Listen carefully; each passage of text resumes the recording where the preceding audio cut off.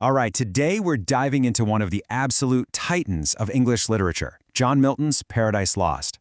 Now, this is so much more than just a retelling of a biblical story. It's a deep philosophical exploration of a huge theological paradox. What happens when God's foreknowledge crashes right into our own free will? And this right here is the question that beats at the very heart of Milton's masterpiece. I mean, really think about it. If an all-knowing God can see the future, if he already knows you're going to mess up, is your choice to do it ever truly your own? It's a massive puzzle, one that has kept thinkers up at night for centuries. And Milton, well, he dives in head first. So, to really get what Milton is trying to do, we first have to appreciate the sheer scale of the question he's posing. This isn't just some philosophical tangent. This clash between fate and freedom is the engine that drives literally every character and every single action in the entire poem. And you gotta remember the context here. Milton was writing this during a time of incredible political and religious chaos in England. So Paradise Lost isn't just a religious epic. It's a political one too. He's using this massive cosmic stage to work through these really tense ideas about an all-powerful ruler versus the liberty of the individual.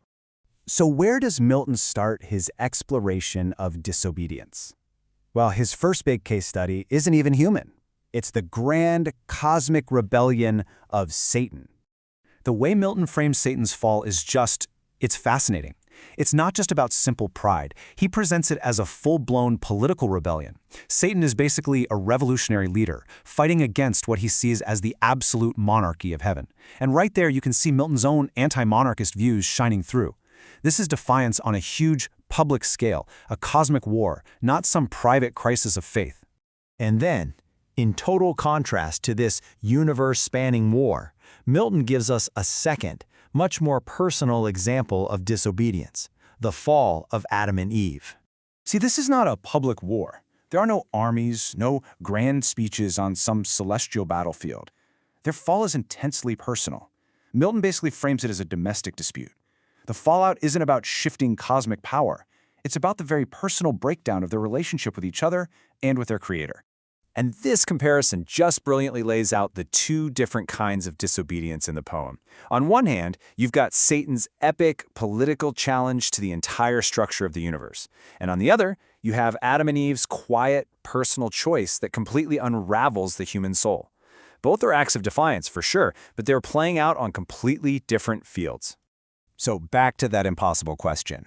How does Milton actually solve it? How can any of these characters truly have free will if an all-knowing God already knows every move they're going to make? This gets us right to the intellectual core of Paradise Lost. And here it is. This is Milton's answer.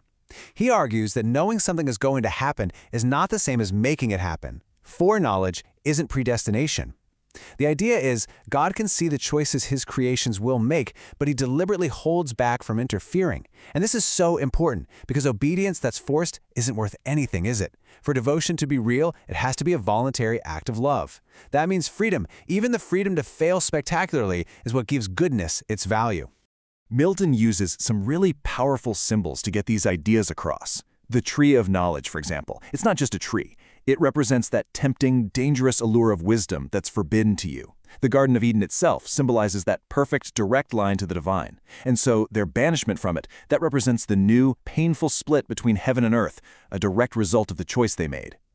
So this whole idea of freedom leads Milton to a pretty radical rethinking of a classic concept, what it actually means to be a hero. You know, in the classic epics, the hero is always the best warrior, the strongest guy on the battlefield. But Milton just flips that whole idea on its head. He says, look, real heroism isn't found in a fight. It's found in the quiet, agonizing struggle inside your own mind. It's the moral strength to face an impossible choice and then live with the consequences. And really, this is the final takeaway. The most heroic act in all of Paradise Lost isn't winning a war, it's just choosing. Adam and Eve, in all their flawed, messy humanity, become the new kind of heroes. Their heroism is found in the act of shouldering that immense, universe-altering weight of their own free will. So in the end, Milton leaves us with this really challenging thought. By giving us free will, God gave us both this incredible burden and this incredible gift. The poem really forces you to ask yourself, if every one of our choices has such massive meaning, if we are creating our own paradise or our own hell with every decision, well, what kind of responsibility does that put on us, right here, right now?